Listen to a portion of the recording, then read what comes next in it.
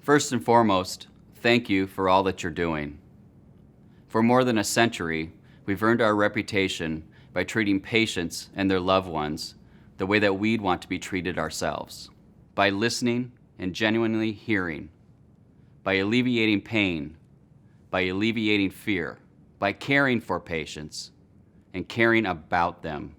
We are living out our purpose during the COVID-19 crisis, and I'm exceptionally proud of the various ways all of you are making a positive difference.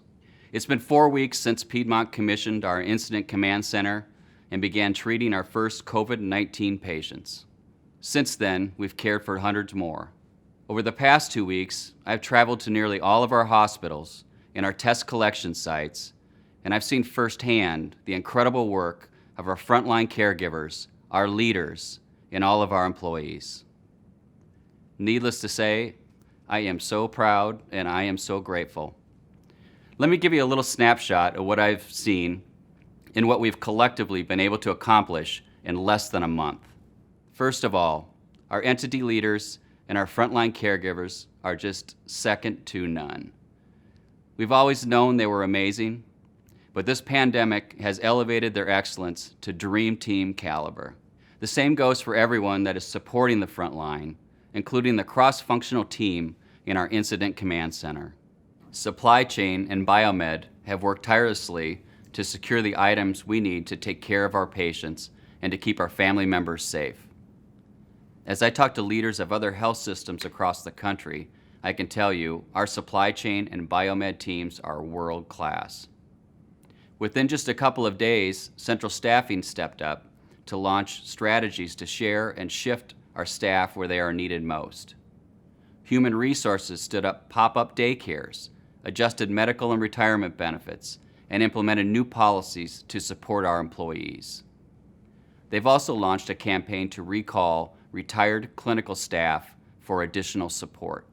Our Patient Connection Center created a phone bank staffed by nurses to answer calls from patients and employees, providing screening and scheduling testing appointments for those in need. That call center was operationalized in a matter of days, and in the first week went from 0 to 1,000 calls per day. In a week's time, the physician enterprise set up drive-through test collection centers in 4 different locations across the state. Our lab team initiated in-house COVID testing within 10 days of FDA approval. In a matter of weeks, our Epic team implemented telehealth capabilities via MyChart. Less than a month ago, we had no telehealth option for our providers. Today, over 30% of our primary care visits have been converted to telehealth. The response was so quick and so first class, we continue to get calls from other systems from around the country trying to replicate this accomplishment.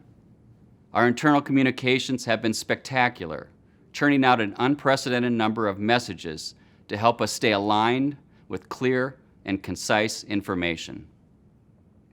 And we have physicians volunteering days, nights, weekends to help draft policies, to serve in different clinical roles, and to loan equipment and supplies from their offices and ambulatory surgery centers.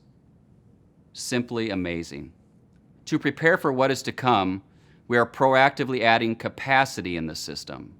In Columbus, by April 20th, we will be reopening 36 beds in the formerly closed Doctors Hospital. In support of this effort, we recently received a gracious donation of $1 million from Dan and Kathleen Amos. In Atlanta, this past Monday, thanks to an amazing team, as well as support from the governor and the mayor, we were granted certificate of occupancy for the new Marcus Tower at Piedmont Atlanta. We expect to have up to 62 new ICU beds set up and ready for patients by April 13th, which is 4 months earlier than planned. In addition to this great news, Jeff Seaman, founder of Rooms to Go, graciously donated $1 million towards the cost of expediting this opening. We also received another donation of $200,000 from the Quartz Foundation in support of general COVID-19 response. And the Piedmont Foundation has established the Piedmont Daycare Fund to help offset the cost associated with providing needed daycare for our employees. In addition to the foundation board, Clark Howard, a well-known radio host, has graciously donated to this fund and is encouraging his radio audience to do so as well.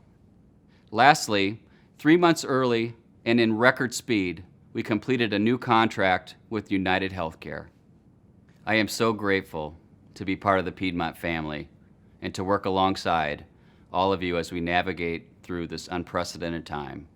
While we know that it will get worse before it gets better, remember that it will get better, and we will be stronger than ever because of it. I do feel that we've all been called to do this work.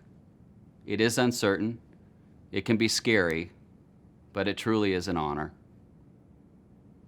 Thank you for taking care of our community. Thank you for taking care of yourself. Thank you for taking care of your loved ones.